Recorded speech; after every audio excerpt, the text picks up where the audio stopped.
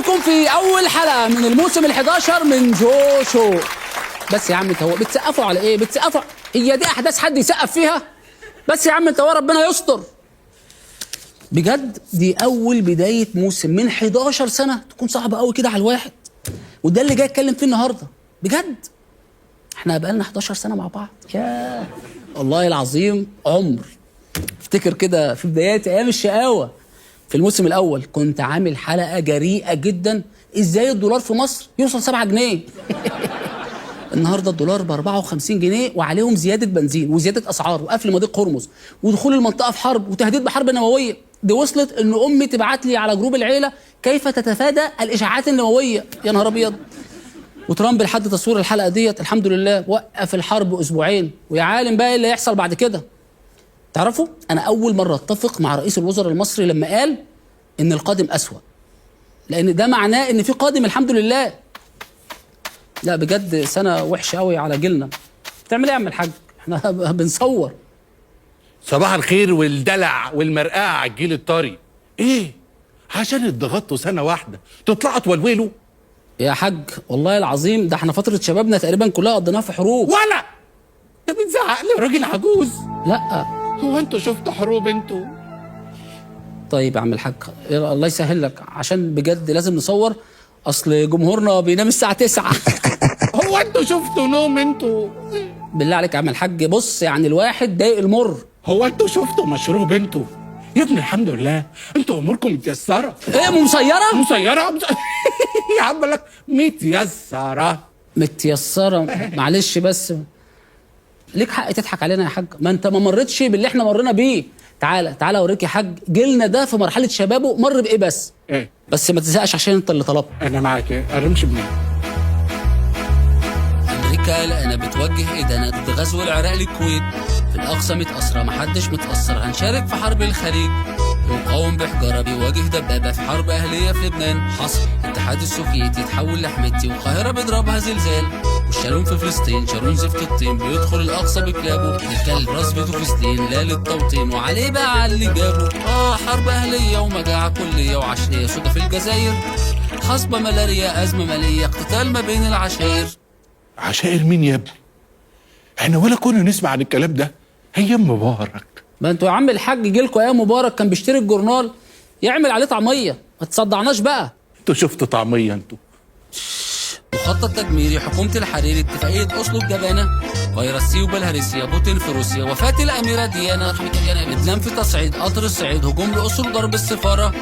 ارهابي بطياره برجين التجاره لزقهم فينا بشطاره. انت فاهمني يا حاج؟ الاخبار دايما مره. محمد الدره حلم عربي موجات تسونامي. يا سلام بس زحمه بالعيال مش هنروح مونديال والذل بجول مجدي عبد الغني. حصار متكامل سلاح دمار شامل غير عباره شغال اغاني. تنظيم قاعده كالعاده تبرير الاباده الكل عراقي وافغاني. يا ابني انتوا لسه شباب قدامكم المستقبل. بجد؟ طب خد دي. العيد لما جانا تابعنا على الكنبه اعدام صدام على التلفزيون. والدول تتحالف وتنقذ سلاحف وتوسع في ثقب الاوزون. هتقولي بنبهر ايبولا والسارس وكوليرا انفلونزا طيور وخنازير. فقر وبطاله زوار فجر ودارك قمع وتوريث وتزوير. ده في تونس ده ولا في فيسبوك وتويتر افلام سبكي في الزيطه. اسرائيل بتتمنى التطبيع. الاعلام بقى درومي والموجه بقت كوميدي وكلنا بقى خالد سعيد. ثوره في تونس مصر سوريا لبنان ليبيا اليمن السودان. كراسي بتتغير ما حدش اتغير. بشير وبشار في امان. واضح ان ظلمت الجيل بتاعكم. انا بس كنت عايز ميليشيا عساكر سياسي وجنائي بس احسن من سوريا وعراق. جهاز كفته الجاموسه وظهور احمد موسى بدايه السنين العجاف. انقلاب جوه مالي ظهور البغدادي والبابجي في كل مكان. اصلاح اقتصادي هنصبر نتحمل ونعيد بقى ماتش السنغال. ايوه في مرفأ بيروت اشتعال الجنوب الدجال بيدور على المكذوب. زلزال تركيا وسوريا ولبنان وايران بتدوس على الزناد. زيادة أسعار ارتفاع الدولار الكوفيد روح البس كمامة. حرب روسية وغزة ملهاش دية ولا خد شغلك وإسرائيل الكبرى هتاخد كل الأرض وبعد الطوفان هتبقى من النيل للفرات. وعلى الله يعجبك يا عم الحاج في الحرب العالمية التالتة هتكون هتخشها هدية. واضح ان ظلمت الجيل بتاعكم ده. انا هقول لك نصيحة يا ابني بالراجل. عم الحاج الله يخليك، احنا كل اللي احنا فيه ده بسببكم انتوا. احنا كنا خلاص تقريبا داخلين على حرب نووية. نبوية؟ يا نبوية. اهلا بكم في الموسم ال11 من جو شو. عيون خضرا وشعر سكنيش، فلاح كلح ما بيختشيش، مواضيع سخنة وخوف ما فيش، وحلقات جامدة ما بتتنسيش. كل خميس من كل أسبوع كل حلقة لاقي موضوع بيتكلم في كلام ممنوع، رغم ده كله كلامه مسموع. أهلا بيكم في جوشو، أهلا بيكم في جوشو، أهلا بيكم في جوشو.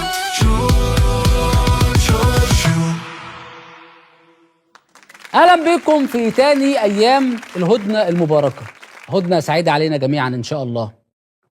الهدنه اللي حصلت بعد ما امريكا اجبرت ايران على قبول الشروط اللي فرضتها ايران على امريكا، بس لما امريكا وافقت امريكا هي اللي انتصرت وايران فرحانه الحمد لله. يعني الحمد لله، يعني نهايه العالم اتاجلت اسبوعين كمان. ما هو برضه محدش يعمل نهايه عالم في نص الاسبوع والناس وراها شغل الصبح. يلا الحمد لله يا جماعه، الراجل البرتقاني نضج وبقى بسره دلوقتي وقبل الشروط واعلن الهدنه. بس بجد الواحد مش فاهم حاله ترامب، يعني ايه اللي حصل خلاه بعد ما كان بيقول لنا اللي عنده حضاره يربطها وكان هيدخلنا في حرب ملاش اخر فجاه يغير رايه ويعمل هدنه؟ عشان نفهم حاله اللخبطه اللي عند ترامب ديت عملنا دراسه عن شخصيته، عشان لما يعمل حاجات زي كده تاني ما نستغربوش. ارجع لي كده من اول ايام الحرب نشوف كميه التناقض اللي عملها ترامب ونراجعها سوا. نبدأ أخبارنا بالراجل اللي أقنعنا إنه بيسعى لنوبل للسلام وخلانا نعمل له مؤتمر للسلام. هو أصلا لو شاف حمامة سلام هيحشيها فريك. الراجل اللي قبل ما يمسك منصبه بدل ما يحلف يمين راح حالف شمال، الراعي الرسمي للنكد في الكوكب كله. أنا عايزكم تركزوا معايا قوي عشان إحنا معانا الفقرة دي كمية تناقضات لترامب ما حصلتش عند عمرو أديب. الله، وأنا مالي يا لمبي؟ ترامب قبل ما يضرب إيران بيومين طلع وقال احنا نسعى كذلك إلى مفاوضات. أنا راجل بتاع سلام، وهوب راح واخد نزلة السلام من على الدائري وراح ضارب إيران. ربنا أنت بتخون. طلع بعدها وقال Iran has been essentially decimated. قلت له صح بس حاجة، خد بقى الرشقة الصاروخية ديت اديهم لحبايبك في تل أبيب. ترامب يتلم ويسكت ويبطل كده؟ لا. We've knocked out their navy, their air force, we've knocked out their anti-aircraft. تقوم إيران تقول له صح أنا كده، أنا مش كده يا فضل؟ بس قوم شوف طيارتك في العشة ولا طاروا. تقريبا ترامب مخه طار مع الطيارات اللي اتضربت، وبقى ماشي في الرايحة والجاية يعلن انه انتصر 16 مرة. We've won. We've won. You're going to win again. We won in the first hour. It was over. We won. You won. We won. We've won. Win, win, win. We're winning too much. ده حتى اعلن انه انتصر في فتح مضيق هرمز. فتح القدرين على بعض. وايران موقفة المراكب السايرة حرفيا. امال ايه يا ترامب؟ فين المضيق اللي مفتوح؟ ولا هو مفتوح من عندنا مقفول من عندهم؟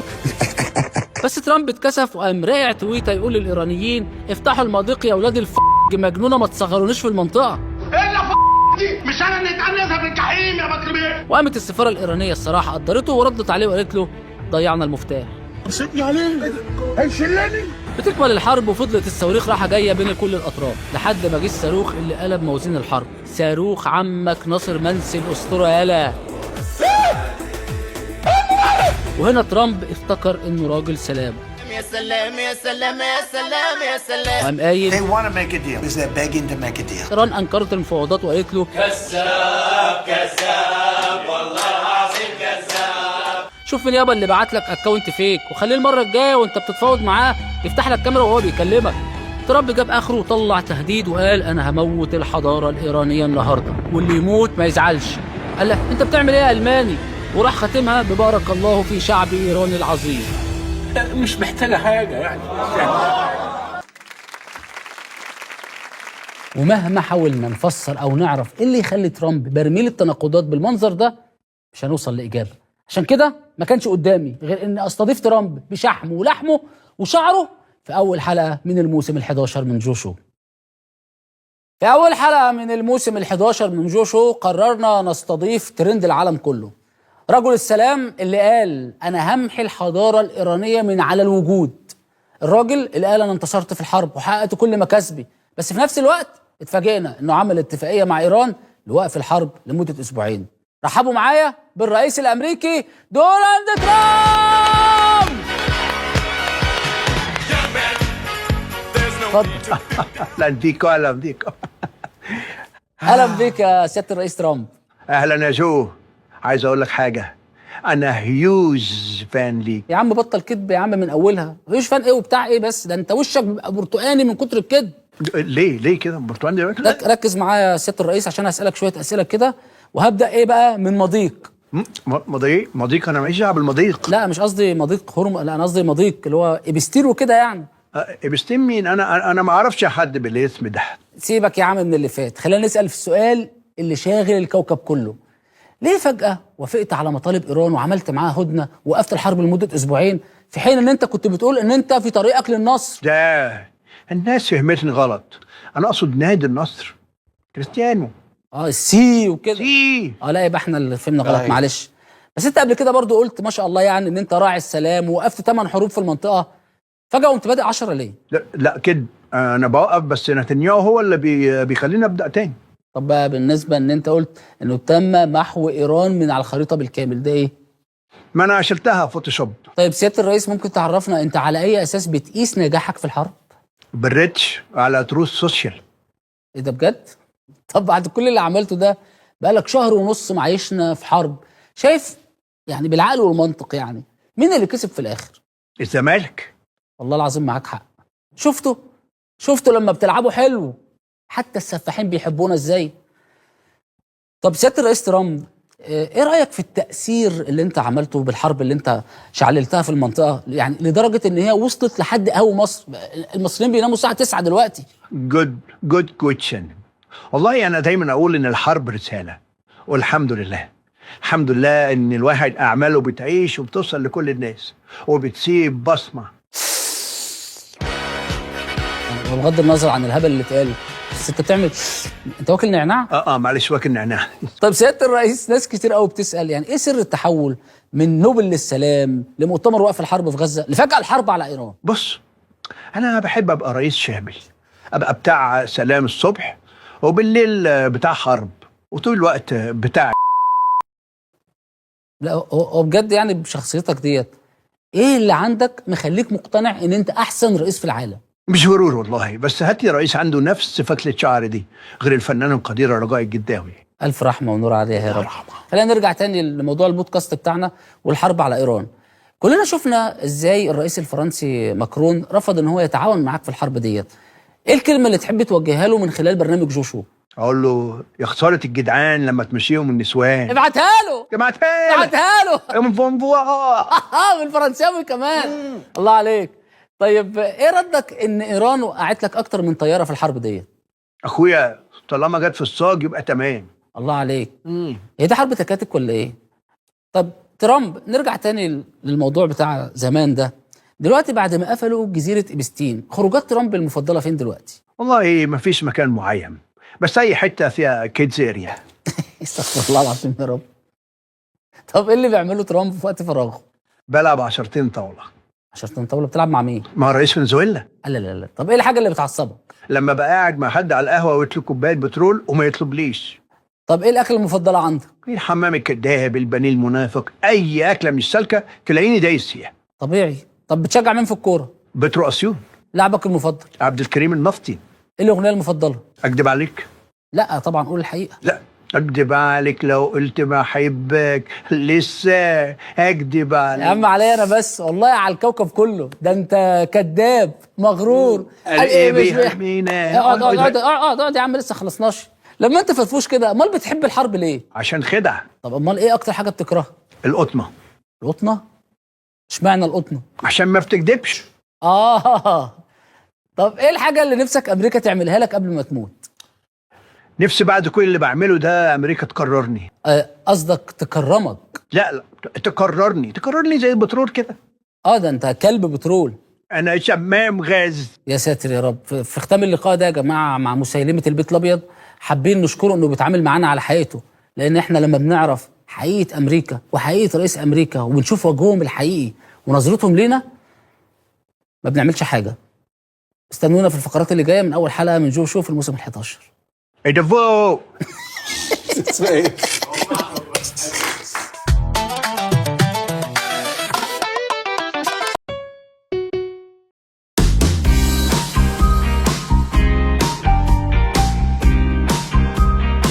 بعض الصباحات ليست مجرد بداية، بل هي اختيار. الطريق الذي تسلكه يتحدد بما تبدأ به.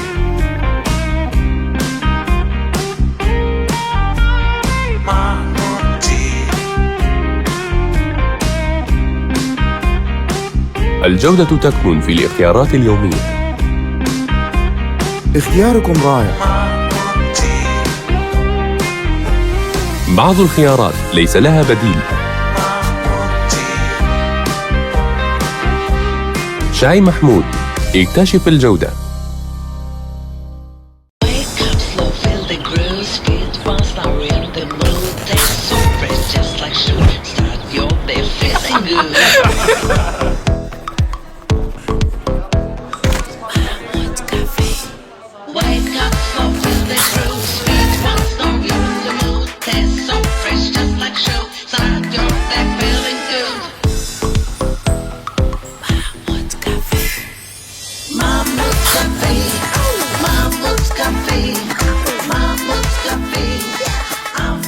قهوة محمود، قهوة وحليب وسكر في كيس واحد. خل احكي لكم على محمود، خل احكي لكم على محمود. اطيب حليب بالرغوة، كابتشينو لون القهوة، الكل يحب محمود. محمود يحل المود، اشرب حليب محمود، مثل طيب ما موجود. هم خلص حليب محمود، روح جيب حليب محمود، بلا محمود لا ما تفوت. تعرفون وين تلقوه؟ وين تلقوه؟ وين تلقوه؟ تلقوه بكل دكان، ونجيبه من اي مكان. اشرب حليب محمود، مثل طيب ما موجود. بالعافية حليب محمود، فيتامين اي، فيتامين بي، صغار وكبار يحجون بيه. مو لو مومو، لو مومو. احب محمود، احب محمود. سمعوني حليب محمود، من طعمه لا مضبوط، من تشربه ترد الروح، مثل طيب ما موجود. ستوب! الحليب يعني محمود، مثل طيب ما موجود. حليب محمود عالمي.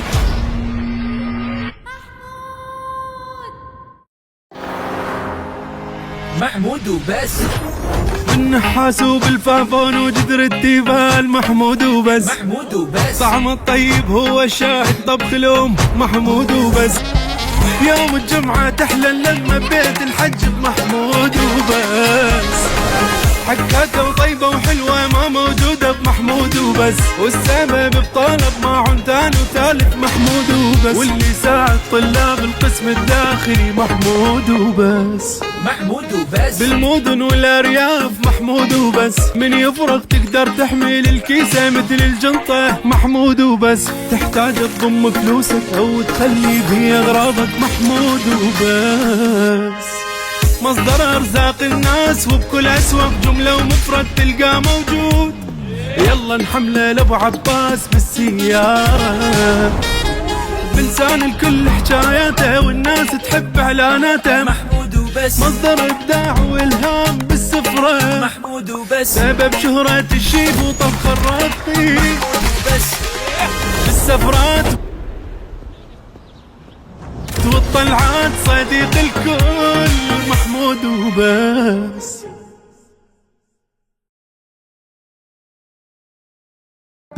الطريق صار مأمن، يلا.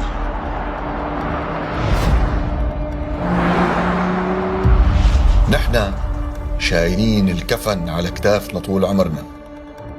الموت حق، ما حدا رح يقدر يقرب ويدعس على خيال من خيالاتنا طول ما في نفس.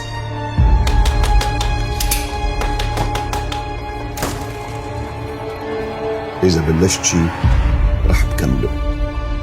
أنا ما فيني حط إجري بالهيبة قبل ما ألاقي حل لهالكذبة اللي كذبتها أمي. غلطة ألف كفرة. أنا جبل سلطان شيخ الجبل، ابن الهيبة، شقفة من هالبلد.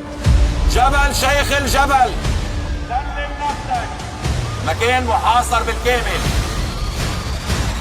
الليلة الحصاد، الليلة 8:04 بتوقيت بغداد على أولان دراما.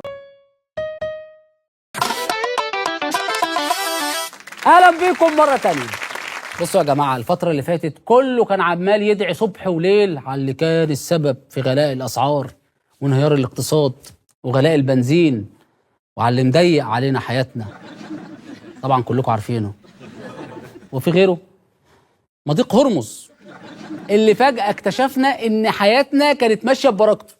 ما انتوا عارفين يا جماعه، ان نجونا فهي القياده الرشيده للحكومه، وان فشلنا فهو مضيق هرمز، يعني مش محتاجه.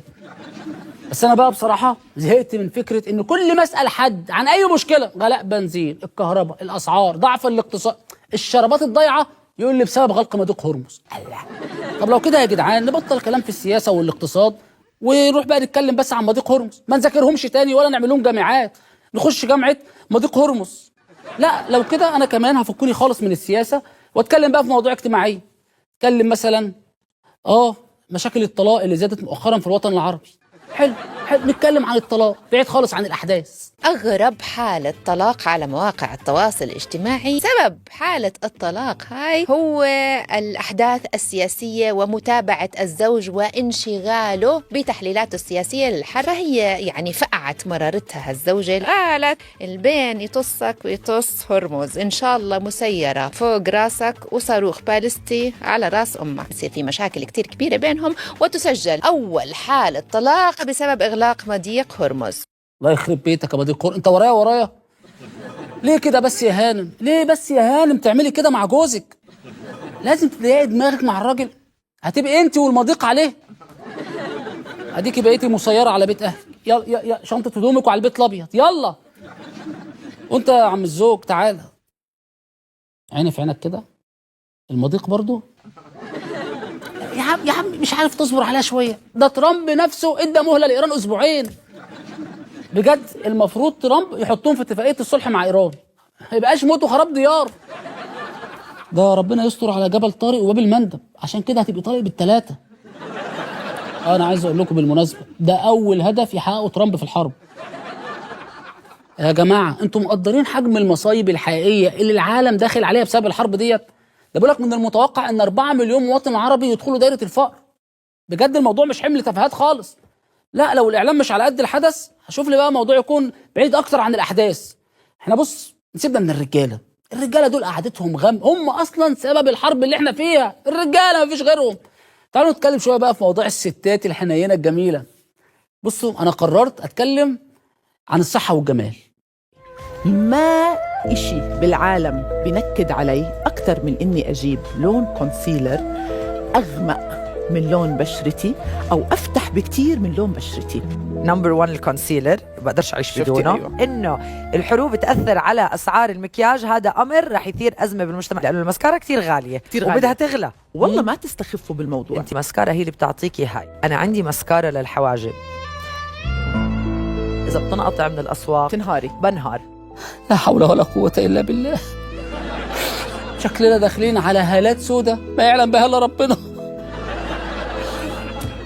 يا الحياة بقت صعبة فعلا. منه لله مضيق هرمز. ده أنا آخر مرة اشتريت كل المسكرة كان أرخص من كده بكتير. لا ما تقلقيش يا هانم منك ليها، الحمد لله رضا. محدش بينام من غير كونسيلر، ما تقلقوش. أنا من أول الحرب عمال أقول لك اعقل يا عم ترامب، صدقني ايران خدت ايلاينر وانت مش راضي تسمع كلامي. البس بقى. استاذه انت شكلك فاهمه الحرب غلط. الحرب دي علشان الرؤوس النوويه مش الرؤوس السوداء. اصل انا حاسس يعني ما تزعلوش مني، الحوار ده قلب مسكره على الاخر. مسكره هي اللي بتعطيكي هاي. معها حق بصراحه، حرام عليكم يعني. ولا هنرفع مستوى المعيشه ولا هنرفع رموشنا، معقوله؟ مسكره هي اللي بتعطيكي هاي. معلش يعني يا أستاذة، العالم داخل على أزمة طاقة ما حصلتش في التاريخ الحديث، و90% من حركة التجارة العالمية اللي بتعدي من المضيق واقفة، وانت أكتر حاجة مضايقاكي في حياتك لون الكونسيلر مش نفس لون بشرتك. تصدقي إن فعلا وشك بان على حقيقته قدام السادة المشاهدين؟ ده أكيد لون الروج المفضل بالنسبة لك هو لون الدم بتاع الحرب. بقول لك إيه، أحمر فاقع بشكل ما أقولكيش. لا مالكش انت دعوه يا ايسر بالكونسيلر ده. ايه؟ لا الكونسيلر ده حاجه كده زي الفتله اللي انت بتعملها عند مجدي الحلاق. يا جماعه الموضوع خطير. ترامب ما وقفش الحرب عشان التفاهات ديت. الحاجه الوحيده اللي تهم ترامب بجد هو المانيكير. دي محتاجه يعني اقول لكم عليها؟ واضح ان التفاهه هي بقت الحاجه الوحيده اللي قادره تعدي من مضيق هرمز من غير ما تتضرب. يا بنات لو عايزين تتكلموا عن الحرب بجد فكروا الناس الحرب دي بدات ليه وازاي. ده اول ما بدات بمقتل 165 بنت في مدرسه ايرانيه. كلموهم عن خسائر الحرب الحقيقيه على المنطقه. ضل مضيق هرمز مسكر والطرقات مسكره والشحن مسكر، فراحت على البنات كلها بخطر. أكثر نوع بوتوكس مرغوب عنه هو البوتوكس الإيراني. جمال صار جزء من الحسابات الجيوسياسية. على ما يبدو إنه حتى تجاعيدنا ما رح تسلم من هاي الحرب. لا بقى يا جماعة مش قادر بجد. ده كده الحرب تخطت الحدود ودخلت على الخدود. كمان البوتوكس الإيراني مش هنلاقيه. لا كرمشة الوش ما فيهاش معلش. لا ما تقلقيش يا فندم، ما حدش يجي جنب السيليكون يا جماعة، ما حدش يجي جنب السيليكون. السيليكون في امان ما تقلقيش. يا خبر ابيض، ده ايران طلعت بتصدر لنا من الابره للصاروخ حرفيا. قلنا 100 مره البوتوكس والفيلر قضيه جيوسياسيه، ما عادش رفاهيه خلاص. ارجوكم ركزوا فيهم. ايوه معلش يعني الجبهه بتاعت الحرب دي لو ما اتحقنتش بوتوكس هتكرمش.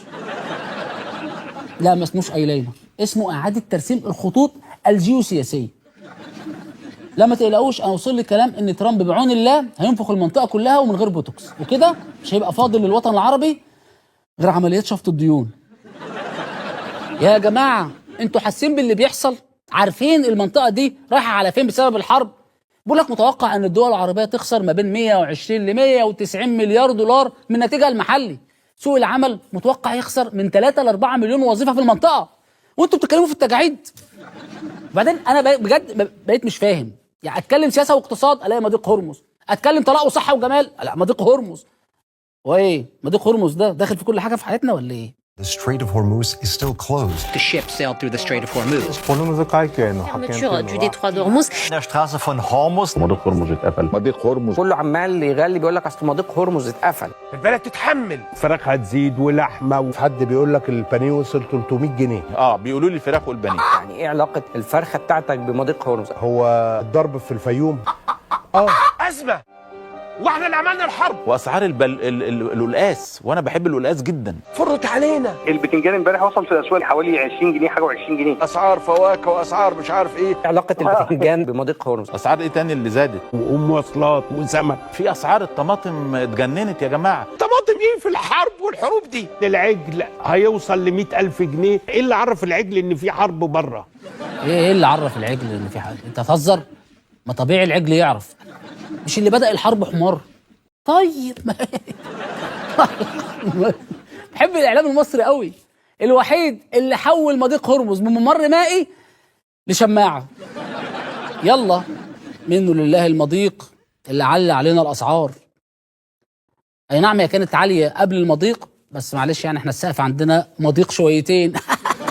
لا بجد يعني ارد على احمد موسى اللي بيقول واحنا اللي عملنا الحرب، واقول له بقى ان اللي عملوا الحرب ذات نفسهم ما حصلش عندهم غلاء اسعار زي اللي عندنا. ارد اقول له كده، او اقدر اقول مثلا للغيطي اللي بيحب القلقاس جدا ان اللي غلى القلقاس هو الاقتصاد اللي كله سلق. انت عارف يا غيطي الديون والقروض واعرض كوبري واجعص نجفه، لا ما ده كله برضه بيغلي القلقاس جامد. اما بقى اللي قلقان ان البتنجان يوصل سعره ل 20 جنيه، لا ده بطمنه وبقول له الدولار هيفضل ينزل. كلمه 20 جنيه مش هتحصل. معلومه مؤكده من حد شاطر جدا في المسقعه. استحاله يوصل ل 54 الارقام اللي بتسمعوها دي يا جماعه. طب بصوا هعدي لكم دي، وكأن غلاء الاسعار يعني بسبب مضيق هرمز. طب ازمه الطاقه اللي مصر بتمر بيها، مضيق هرمز برضه؟ اظن بقى الحمد لله الغاز بتاعنا بيجي من اسرائيل مش من مضيق هرمز. مضيق هرمز عمل ازمه للدنيا كلها. انت قررت تنيم البلد الساعه 9. في ازمه. طب مطلوب من المواطن ايه؟ مطلوب مني ايه؟ شويه لما يبقى في ازمه بنتحملها بصرف النظر عن القرار بقى عاجبك ولا مش عاجبك. مفيش حل ثاني. كنا بنذاكر على لمبه جاز. الناس اللي تقدمت في اوروبا الساعه 7 كله بيقفلوا الساعه 6 هناك. ده الحكومه هنا مدلعاكم ومخلياها للساعه 9 كمان. كنت انا زعيم المعارضه في مجلس الشورى وطالبت عينيها بان مصر تنام. تسلم بجد يا عم الحاج، تسلم بجد ان انت حاسس بمصر. لا هي فعلا محتاجه تريح شويه. اصلها نهضت كتير اول الفتره اللي فاتت، فلازم تنام يعني. لا احنا لازم ننام بدري عشان ما نبقاش البلد الوحيده اللي فيها المواطن صاحي والاقتصاد نايم. يا جه الوقت اللي نغني لها يا مصر قومي وشدي اللحاف. وزي ما قال خير، الناس تقدمت في اوروبا عشان قفلت الساعه 7. لو عايزين نسبق اوروبا لا يبقى فعلا لازم ننام الساعه 6 وما نظبطش المنبه. عادي يعني يا جماعه، نستحمل شويه لما يبقى في ازمه بنتحملها. لا يا احمد انت فهمت غلط، احنا ما كناش محتاجينك تقلل اضاءه، احنا عايزينك تقلل بس معلش يعني مش معقول. هو ما فيش حاجه ما اثرش عليها مضيق هرمز؟ ده المضيق طالع لي في كل حاجه، ده ناقص بقى المواطن يلاقي المضيق في اوضه نومه وعلى سريره. المصريين خارجين بيتريقوا يقول لك طب اتفرجوا بعد 9 اشهر ايه اللي هيحصل والمواليد هتزيد لما ترجع الرجاله بيوتها بدري. هي بصراحه هو طبعا ده وارد جدا علميا. يعني فعلا المواليد فترات الحروب احيانا والاظلام والكلام ده والازمات بتزيد، لان انت بتضلم بقى وبتبتدي بقى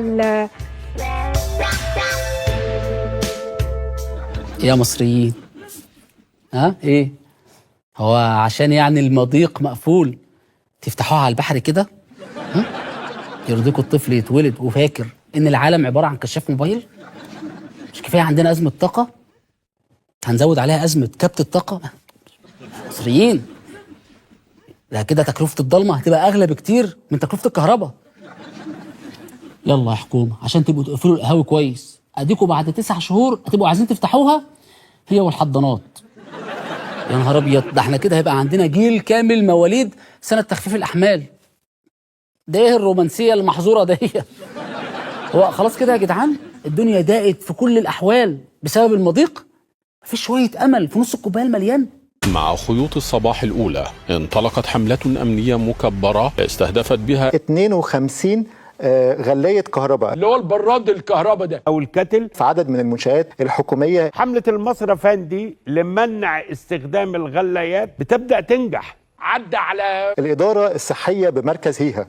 هات الكتل يا ابني. 52 غلاية هم دول اللي هيوفروا لنا كهرباء؟ ما اعرفش. هيوفروا حاجة تانية جنب الكهرباء؟ ما اعرفش. هي بتسحب كام واط؟ ما اعرفش. زي ما انتم شايفين كمية كتلات مرعبة، يعني كتل لكل مواطن، وكل 5 دقايق عمالين نشرب شاي وواحد عمال يشغل. مش لازم شاي في الشغل، هنقدر نعمل ده بجد؟ يعني انت بتنصح المواطنين ما يشربوش شاي في الشغل وانت صوت خرمت وداني هنا؟ بجد اللي بسمعه ده؟ يعني دلوقتي في مصر السكر بره والمواطن هو اللي في السجن. والله العظيم يعني ادي اخرة اللي يتفائل ويبص نص الكوبايه المليان في مصر. يعني انا متخيل طب هتقبضوا عليهم ازاي؟ يعني القوه اللي رايحه تقبض عليهم فعل يا ابن الكتل وعلق لي على الشاي، اثبت منك له المكان كله على الريحه. اللي هشوفه بيعمل شاي في كتل هتبقى ليلته ساده. يا جدعان ايه العبث اللي الواحد بيشوفه ده؟ اصل مفيش تفسير للي حصل ده غير ان هم فاكرين لو منعوا الكتل البلد هتبطل تغلي.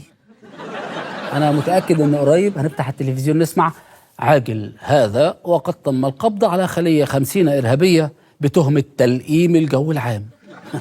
باشا جايب لك حته قضيه على ميه بيضه. بس طالما بتقبضوا على اللي معاهم كتل في الشغل، احنا بجد محتاجين نسال سؤال مهم. هل السبرتايه تعتبر جنحه؟ طب ما كانت القهوه دي تعتبر يعني تبعتوا لها قوه؟ انا عمري ما كنت اتخيل ان عشان مضيق هرمز نضيق على الناس في كوبايه الشاي. يعني قله المزاج بقت محليه ودوليه. بس انا عايز افاجئ الحكومه، احنا مشكلتنا مش في الخلفه ولا في غلاء الاسعار ولا في ازمه الطاقه ولا في نقص الميك اب. التحدي الحقيقي هيبقى لما مضيق هرمز يفتح من تاني، لان الحكومه وقتها هتبقى محتاجه تلاقي تبرير جديد للازمات علشان نعرضه عندنا في البرنامج. استنونا.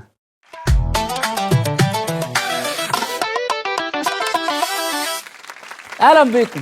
انتشر خبر كوميدي اسرائيلي موت من الضحك.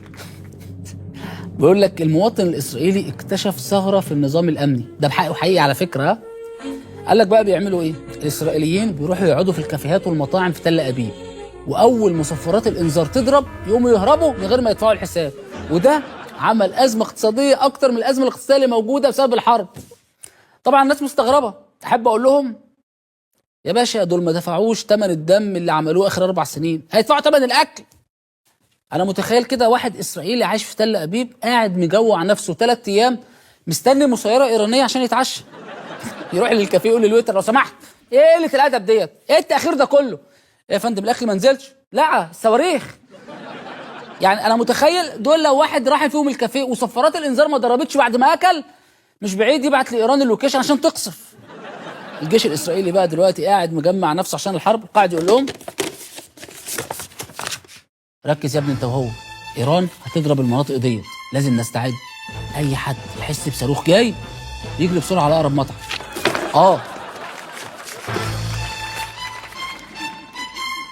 زي ما اتفقنا الحلو ينزل اول ما المسيره تنزل. لا بجد يا جماعه عادتهم ولا هيشتروها. ده بيقول لك في طفل اسرائيلي قال لابوه بابا انا خايف قوي، قال له مش صاروخ؟ قال له لا يبقى لاست اوردر. من هنا حابب اوجه نصيحه لصاحب الكافيه او المطعم اللي موجود في تل ابيب. احسن حاجه تعملها مع الصهاينه اللي بيهربوا من الحساب في الكافيه، اعمل معاهم صفقات. صدقني ايه، نسينا مدراء فنادق دبي لما كانوا بيشتكوا ان السائح الاسرائيلي بيسرق من اول الارض لحد الشامبوهات والفوط والبشكير اللي موجود في الفندق. النوع ده من السياح بنصح ملاك الفنادق هناك ان هم ما يرفعوش عليهم قضيه. لا، الحل الاحسن انك تضايقهم اكتر في بلدك وتعمل معاهم معاهدات سلام. اكيد دول اكتر ناس هيصونوا العهد. في النهايه بوجه رساله لكل نظام بيتعامل مع اسرائيل او ناوي حتى يتعامل معاهم. اذا كان ده حالهم مع نفسهم، بيسرقوا مطاعم بعض، بينهبوا فنادق اللي استضافوهم، تخيل دول مع بعض كده، قول معانا هيعملوا ايه؟ ينفع نطبع مع دول؟ ده انا واقف الموسيقى كده، ايه يا عم ده؟ انتوا صدقتوا ولا ايه يا جماعه؟ انتوا بجد كنتوا هتتاثروا؟ يا عم دول قاتلين 90,000 مواطن عربي اخر سنتين، ضاربين 7 بلاد عربيه. تطبيع ايه اللي بتتكلم فيه؟ انت لو ما فرقش معاك كل ده يبقى فعلا اقفل الحلقه ديت وما تكملش بليز، وما تستناناش الفقره الجايه.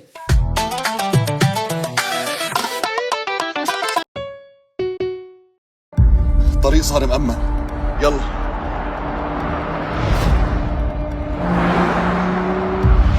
نحن شايلين الكفن على كتافنا طول عمرنا. الموت حق، ما حدا رح يقدر يقرب ويدعس على خيال من خيالاتنا طول ما في نفس.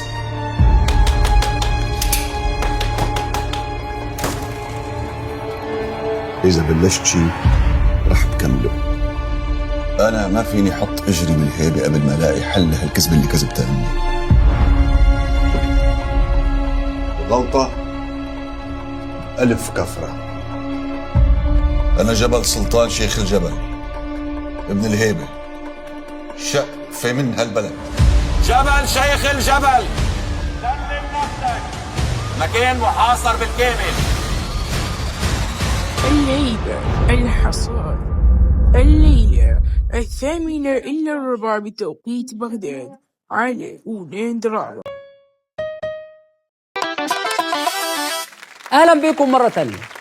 عارفين لما اتنين يبقوا بيتخانقوا في مكان مقفول وضيق وكله ازاز، عشان خايفين على الازاز واحد يقول للتاني لو راجل تعالى لي بره، بعدين بقى يقفوا في الجراج يطحنوا بعض ويعجنوا بعض، مش مشكله المهم نحافظ على الازاز. الحروب الكبيره تقريبا بتحصل كده، تلاقي واحد برضه يشمر ويقول للتاني لو راجل تعالى لي لبنان. وانا مالي يا لمبي؟ كل يوم تلاقي مستعمر شكل في لبنان داخل عليك، وتقعد بقى انت كلبناني تندب بختك الجغرافي. يعني مثلا زمان من ايام الصليبيين اللي عايز يحتل القدس لازم يغزو لبنان، طب لو يحرر القدس لازم يسيطر على لبنان. محمد علي عشان يتحرك بجيشه من مصر لتركيا كان لازم يعدي على لبنان. لكن انا بطمن اللبنانيين بقول لهم يا جماعه كل ده لازم ننساه، لان في ظل الحرب الايرانيه الامريكيه فوجئنا بحاجه جديده تماما. بالظبط في ضرب في لبنان. فعلا يلعن اختي دي شغلانه. وهنا المواطن اللبناني بقى تايه مش فاهم يعمل ايه وما يعملش ايه. هل يفضل واقف مع حزب الله اللي بيدافع عن وجوده ضد اسرائيل؟ طب ما في نازحين ما لهمش ذنب اتكووا بنار الحرب، خلاص يقف ضد حزب الله. طب ما كده احتمال يبقى محسوب على اسرائيل، خلاص يقف وما يعملش حاجه خالص. ايوه بس اسرائيل هي اللي بتضرب، ما يدافعش عن نفسه يعني؟ ايوه، طب المواطن اللبناني المفروض يقف مع مين؟ في صف مين؟ عشان كده السؤال اللي في راسي ازاي يا لبنان بتعمل ايه ازاي؟ عشان كده انا بجد محتاج حد لبناني محترم يفهمني بالظبط الوضع في لبنان عامل ازاي. لبنان مثل بنت السوق، اللي بيدفع لها اكثر بتقدر معه. قاسية معالي الوزير، هذا التعبير؟ ما هيك طبيعتنا نحن طول عمرنا، طبيعة البلد هيك، شو بنعمل؟ يعني انا بقول عايز حد يشرح لي الوضع في لبنان، تشرح لي الاوضاع. يا عم انت ازاي تقول على لبنان بلدك كده؟ لبنان بلد عريق، بلد نظيف. معقولة؟ انت شايف لبنان فتاة سوق؟ يعني انت بكلامك. طب انا عايز افهم حاجة بجد، يعني انت دلوقتي كوزير سابق كنت شغال في لبنان زي ما انت شايفها، كنت بتقبض ازاي؟ على حسب الزبون. لو كده اوكي ماشي. يا عم انت قلنا لك 100 مرة افصل ما بين حياتك الشخصية والشغل. اصل انت يعني كنت بتأيد حزب الله اما كان راكب، دلوقتي بتشتمه لما نزل. ده الدنيا دي فيها العجب والله. بس هنقول ايه، ما احنا متعودين منك على كده، دايما تصدرها لا يا حد في السلطة. مش ممكن. وقام وهاب بجد، يعني مرة عايز يستورد روسيات يشتغلوا شمال في لبنان، ودلوقتي شايفها فتاة سوق. هيموت ويشوف لبنان من غير هدوم. بس انا كده يعني الصراحه بدات افهم كلامك، قصدك يعني ان المسؤولين اللي مسؤولين عن الفساد في لبنان اللي هم موجودين دول يعني ناس مجموعه من في الحق والخير كده بجد. يا شويه قاده. يعني انت كوزير في لبنان شايف ان الوزير وظيفته دلوقتي يمسك الفوطه، قصدي يمسك في المنصب رغم كل الصعوبات؟ ياه. بقول لك يا استاذ وئام، المواطن اللبناني تايه خلقه ومش عارف يتبنى موقف رسمي، تيجي انت تشبه لبنان التشبيه الوحش ده انا بقيت تايه اكتر. اصل في ناس بتقول احنا مع حزب الله ضد اسرائيل، في ناس ثانيه بتقول لا حزب الله مورطنا في حرب هتدمر لبنان. فعايزين نسمع يا جماعه من كل الاطراف، واول طرف معانا في الحرب طرف حزب الله، نسمع منه. اليوم إيران تتعاطى بمنطق العين بالعين والسن بالسن. لبنان لديه جامعة أمريكية، أليست مستهدفة؟ مثل ما في أطفال عم تقتلوا أمريكا وإسرائيل مش ما حدا عم بيشوفهم، لازم يشوفوا العالم أنه هناك أطفال في مدارس أمريكية سيستهدفوا. يا عمي هؤلاء لبنانيين، شو قصتك؟ يا منعيش كلنا يا منروح كلنا. هاي القاعدة. يا نهار أبيض. هاي القاعدة. إيه دنيا يا جدعان في لبنان تتعب وتذاكر عن النظام الامريكي وفي الاخر ايران تديك الشهاده حرفيا. لا معاك حق طبعا يا باشا، معروف يعني عيش عيشه فل يموت احنا الكل، مش العين بالعين يبقى الفصل بالفصل. ولسه في مستشفيات امريكيه الاطفال اللي في الحضانات فيها هنسيبهم؟ لا يا باشا، دار المسنين اللي مليانه ستات كبيره في السن، الستات دي مش من القواعد؟ قواعد يبقى نقصفها. تعالى بقى عشان انا عايزك باشا، احنا اصلا بنكره اسرائيل عشان بتقتل الاطفال، نقوم نعمل زيها؟ فرقنا عنها في ايه؟ طب بالنسبه لاطفال مضايف سوريا دول برضو كانوا بيتعلموا في مدارس امريكيه ولا دول؟ وبعدين يا باشا يعني لو مضطر تقلد اسرائيل قلدهم في اي حاجه حلوه عملوها، يعني مثلا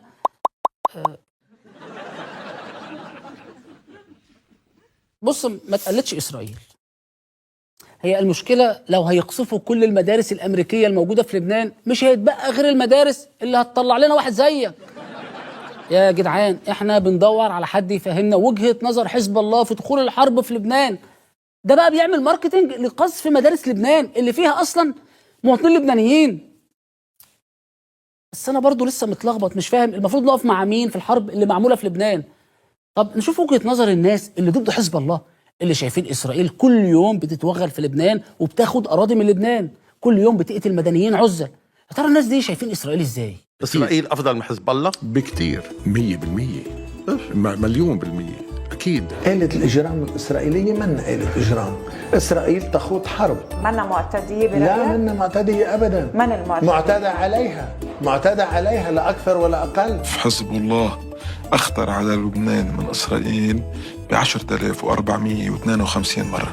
الخطر على لبنان هو حزب الله. إسرائيل ما عملت فينا اللي عمله حزب الله والسلطة بلبنان. أم سوري يعني. اللي يحط حزب الله بمقام إسرائيل، والله صارت إسرائيل أرحم والله. يا عم ما تحلفش بقى، ما تحلفش بقى، مصدقينك طبعا من غير حلفان. معقوله مضطر تحلف عشان تثبت لنا حاجه زي كده؟ هي دي محتاجه حلفان؟ ده على راي المثل، قالوا للسياسي احلف والله، قالوا للاسرائيلي احسن. لا لا بجد انا مقتنع بكل كلامهم. اكبر دليل ان الناس ديت على حق ان اليسا معاهم. لا فنانه، انا زيك بالظبط، مصدوم بجد ومش بنطق ولا عارف ارد من كل المعلومات الغلط اللي كانت عندي وانتوا صححتوها لي. ميرسي بجد. اصل عايزين تقنعوني ان اليسا مش فاهمه السياسه؟ ها طبعا لا، ده انا بصدق اليسا في السياسه من اواخر الشتاء اللي قبل اللي فات. معلش يعني. طب انتوا من في الخير اللي قالوا عليهم واب وهاب دول ولا؟ سوري يعني. ميرسي بجد ان انتوا فهمتوني ان كل اللي بشوفه على التلفزيون دي مشاهد مش حقيقيه. صح، كل دي اوهام. خليك كده زي الاستاذ قفل التلفزيون وفتح حاجه تانية. سوري يعني. شاف اسرائيل احلى من اي حد لبناني، واحلى بقد ايه؟ 10452 مره. بص، هو بغض النظر عن خفه دمك، بس انا عايز اقول لك حاجه. الرقم ده ما يجيش خمس اللي قتلتهم اسرائيل في حرب واحده من اللي دخلتها معانا.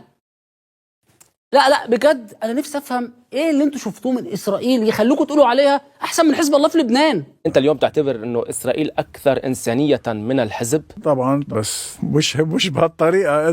قلت عم بيتعامل بطريقه إنسانية لما بيعطي إنذار للمناطق يلي بده يقصفها. اليوم لو إسرائيل ما عم تعطي علم مسبق للمناطق يلي بدها تنضرب، كان فضلوا يكون اليوم بدل 1000 شهيد 100,000 شهيد.